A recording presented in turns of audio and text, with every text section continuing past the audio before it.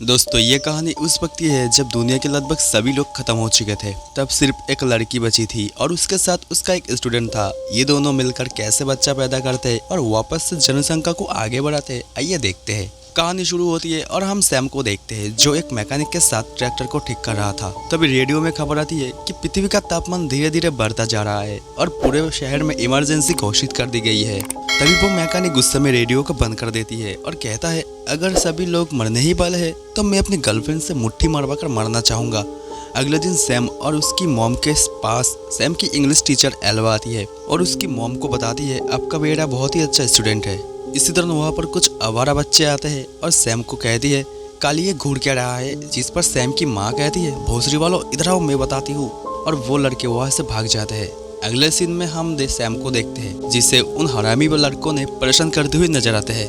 तभी एल्वा उसी रास्ते से जा रहा था जो उसे देख लेती है और सैम को बचाने के लिए भागती है और कहती है, रुक जाओ भोसरी वालों। लेकिन तभी वो हरामी बच्चे सैम को पानी में फेंक देती है। एल्वा उससे बचाने तालाब में कूद पड़ते हैं। तभी बाहर बहुत तेजी से लाल रंग की बिजली कड़कती है जिसे रेड स्टॉर्म कहा जाता है। ये दोनों पानी के बहुत गहराई में होते हैं, इसीलिए इन दोनों को कुछ पता नहीं चलता।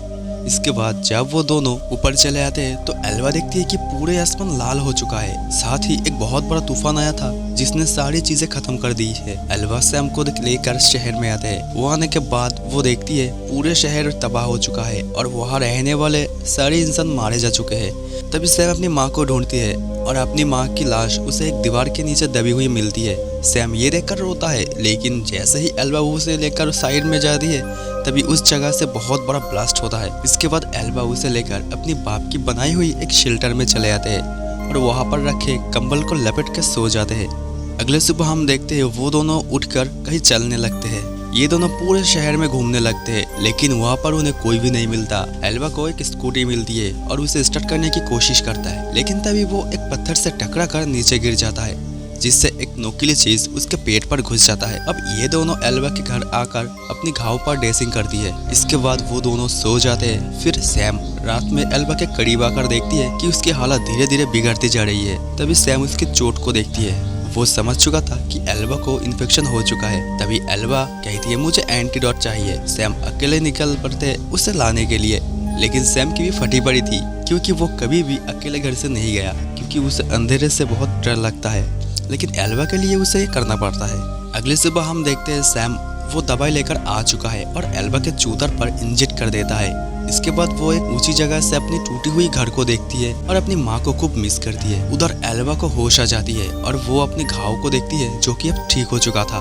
खुशी से सैम एल्वा को गले लगा लेती है और कहता है, मैं बहुत ही टेंशन में था लेकिन अब मैं बहुत खुश हूँ। रात में वो दोनों फिर से सो जाती है। अगले सुबह जब सैम की आँख खुलती है तो वो देखती है एल्वा वहाँ पर नहीं है और बेडशीट पर खून को देखकर वो डर जाता है और वो इधर उधर ढूंढने के लिए निकल पड़ती है और आखिरकार उसे एल्वा मिल भी जाती है। सैम उससे पूछती है, क्या तुम ठीक तो हो? जिस पर एल्वा उसे बताती है, हाँ मुझे क्या होगा। तभी सैम नोटिस करती है एल्वा के थाई से खून आ रहा है। एल्वा को कहती है, तुम्हारे गुफा में से तो खून निकल रहा है। तभी एल्वा उसे कहती है, मेरे पीरियड चल रहे हैं। सैम कहता है, अच्छा तो तुम बच्चा पैदा करने के लिए तैयार हो? सैम कहती है, क्या तुम्हें बच्चा चाहिए? बोलकर एल्वा के दूध दबाने लगती है पर एल्वा उसे रोक लेती है। फिर एक दिन सैम को एक गन मिलती है जिससे वो प्रैक्टिस करती है। एल्वा आकर पूछती है, ये तुम्हें कहाँ से मिला? जिस पर सैम बताती है, ये मुझे पुलिस घर से मिली है। एल्वा कहती है, उसे वापस रख कर आओ। वो कहती है, नहीं ये मेरे साथ ही रहेगा और मुझे तुम्हारी रक्षा करनी है और ये मेरा फर्ज है। ये कहकर वो वहाँ से चला जाता है और अब देखते ही देखते कई साल बीत जाता है और सैम भी जवान हो चुका था और उसने अपनी बॉडी काफी खूबसूरत बना रखी थी जिसे देखकर एल्वा की निकल जाती थी, लेकिन जैसे तैसे वो खुद को संभाल लेता था। उधर सैम तो बचपन से ही एल्वा की गांड मारने की इच्छा में था, लेकिन उसे कभी हिम्मत ही नहीं हुई। अगले दिन एल्वा पौधों को पानी दे रही थी और सैम दूरबीन से इधर उधर देख रहा था। तभी एल्वा वहाँ पर अपनी ड्रेस चेंज करने लगती है। सैम एल्वा की दूध देख लेती है और मुट्ठी मारने के लिए खेत में चली जाती है।